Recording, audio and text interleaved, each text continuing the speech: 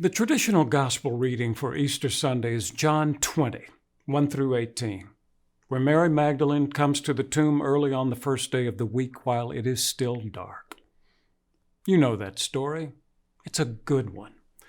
Mary comes to the tomb and finds that the stone has been rolled away, and so she runs back to tell the disciples, "They have taken the Lord out of the tomb, and we do not know where they have laid him." Peter and the other disciple, the one Jesus loved, come running to the tomb. The other disciple gets there first and looks inside but doesn't go in. Peter, impulsive as ever, goes on into the tomb and sees the linen wrappings lying there empty, and the cloth that had been around Jesus' head rolled up and lying in a place by itself. Then the other disciple comes into the tomb and sees what Peter sees, but unlike Peter, he believes. That is, he believes that Jesus has risen and not that his body has been stolen. And this is even before they understood the scripture that said Jesus was supposed to rise from the dead. Maybe that's why Jesus loved him so much. At any rate, the disciples return to their homes, but Mary stands there just outside the tomb, weeping. Finally, she looks inside and sees two angels sitting where the body of Jesus had been lying, one at the head, the other at the feet. They ask her why she's weeping, and she says, "They've taken away my Lord, and I don't know where they have laid him." When she turns around, she sees Jesus standing there, but she doesn't know it's Jesus. She thinks it's the gardener. He asks her, "Why are you weeping? Whom are you looking for?" And she says, "Sir, if you have carried him away, tell me where you have laid him, and I will take him away." And that's when Jesus says, "Mary." And when she hears that voice pronounce her name, as she has heard it so many times before, she knows who it is. Her heart leaps, and she says, "Rabboni," which means teacher. Apparently, she runs to embrace him because Jesus says, "Don't hold on to me, because I haven't yet ascended to the Father, but go and tell my brothers, I am ascending to my Father and your Father, to my God and your God." And so Mary goes and does just what Jesus has told her. She tells the disciples, "I have seen the Lord." It's a good story, isn't it? A great story. It's the surprise ending of the greatest story ever told, which is probably why John 20, 1 through 18, is the suggested reading for Easter every year, and not Mark 16, 1 through 8, not even in this year when we have been reading through that gospel. Mark also tells the Easter story, but he tells it in a much different way than John does, and most would say a much less satisfying way. In Mark's version, it is Mary Magdalene and Mary, the mother of James, and Salome, who come to the tomb on the morning of the first day after the sun has risen, and on the way they wonder who will roll the stone away. But when they get there, they find it has already been rolled away, and when they peek inside, they see a young man dressed in white sitting on the right side. "Don't be alarmed," he says, which was probably necessary. "You're looking for Jesus of Nazareth, who was crucified. He's not here. He's been raised from the dead. Look, here is the place where they laid him." And sure enough, there is that empty place where Jesus' body had been only the night before. The man in the white robe says, "Go and tell his disciples and Peter that he is going on ahead of you to Galilee. There you will see him, just as he told you." But instead of going and telling his disciples, these women went out and fled from the tomb, for terror and amazement had seized them, and they said nothing to anyone, for they were afraid. Can you see why we don't usually use this version of the story at Easter? There is no appearance of the risen Christ in this version. There's not even an angel, not by name anyway, just a young man in a white robe who tells the women that Jesus is not there. And then, when he tells them that Jesus has been raised and that they should go and tell his disciples, the women don't do it. They are seized by terror and amazement. They flee from the tomb and say nothing to anyone because they are so afraid. Well, what kind of Easter story is that? It seems incomplete, unfinished. And so, through the years, well-meaning Christian writers have tried to finish Mark's gospel for him. In my study Bible, there's something called the shorter ending of Mark, just after verse 8, and a longer ending of Mark just after that. The shorter ending doesn't even sound like Mark, which may be why it is omitted from most Bibles.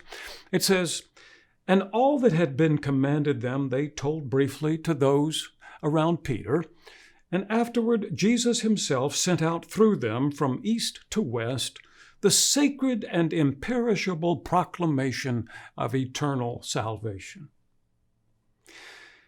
The longer ending, verses 9 through 20, which you probably have in your Bible, looks as if it has been pieced together from all the other gospel accounts.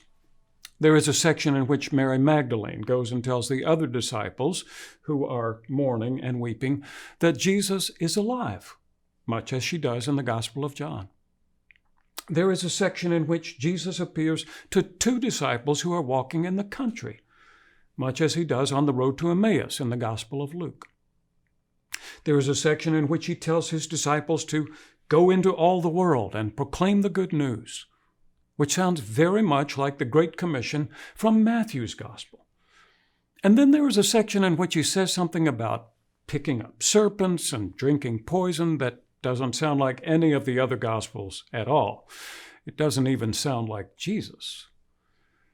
The footnote in my Bible says that although this longer ending has been around since the late 2nd century, it is missing from the earliest, most reliable Greek manuscripts. In other words, some of those well-meaning Christian writers have tried to finish Mark's gospel for him because the way he left it seemed incomplete.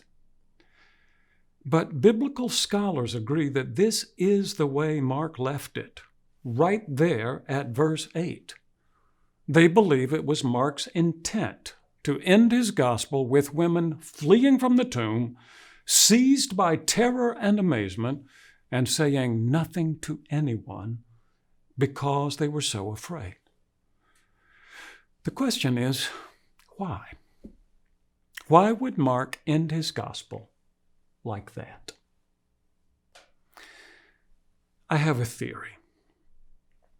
According to reliable sources, it was the composer Franz Liszt, whose clever wife used to get him out of bed in the morning by playing the first 7 notes of a scale on the downstairs piano.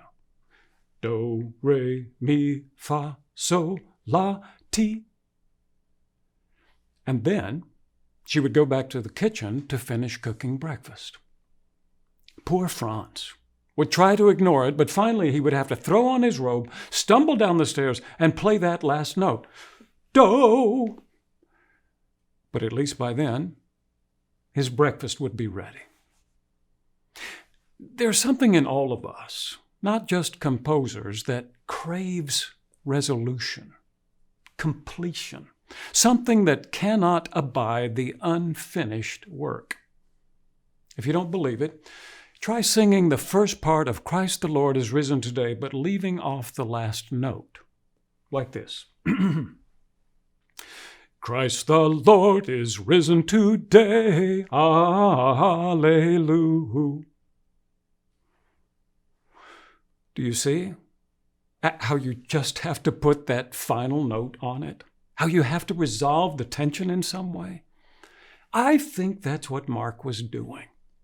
I think he was telling the story of Easter with the ending left off, so that just like Franz Liszt, his readers and hearers would have to tumble out of bed on Easter morning and finish it.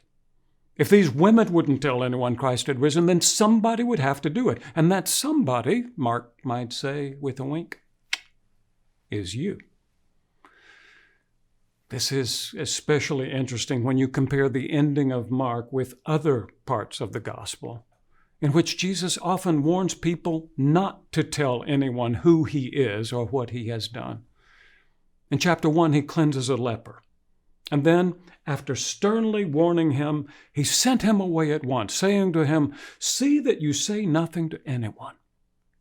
In chapter 5, after raising Jairus' daughter from the dead, he strictly ordered her parents that no one should know this.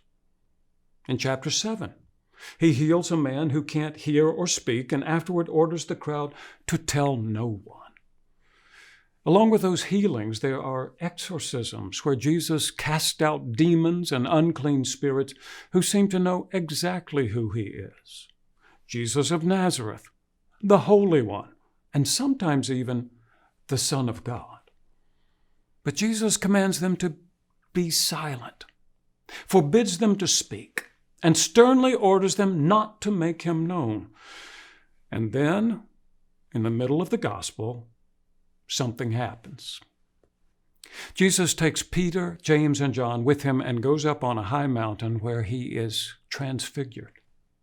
His face begins to shine. His clothes become dazzling white, whiter than anyone on earth could make them. Suddenly, Moses and Elijah are standing there with him, and a cloud overshadows them, and a voice from the cloud says, "This is my Son, the beloved. Listen to him." It is as close as we come in this gospel to seeing a vision of the risen Lord. And if Peter, James, and John had any doubts before about who Jesus was, they couldn't doubt it now, could they? And you can imagine that they can hardly wait to get down the mountain, to tell everyone what they have just seen and heard. But as they were going down the mountain, Jesus ordered them to tell no one about what they had seen. To tell no one, that is, until the Son of Man had risen from the dead. But, he might have said, when that day comes, tell everyone, tell the whole world who I am. Which makes the ending of Mark's gospel that much more strange. Jesus has said, don't tell, don't tell, don't tell. But now that he has risen from the dead, there is no reason not to tell. So the young man in the white robe says to the women, "Go, tell everyone."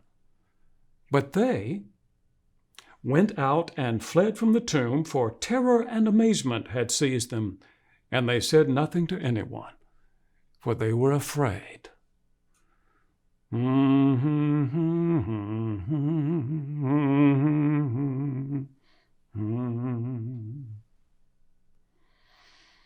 It's strange, isn't it?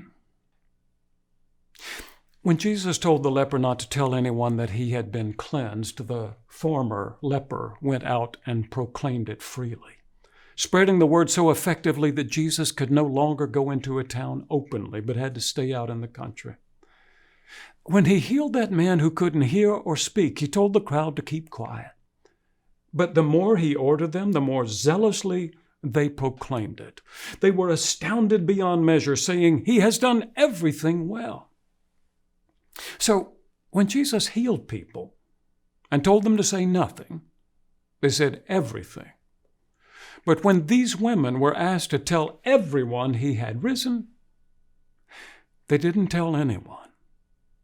They were afraid, which means that if this story is going to be resolved, if it's ever going to have a happy ending, it will be up to us, and maybe up to you.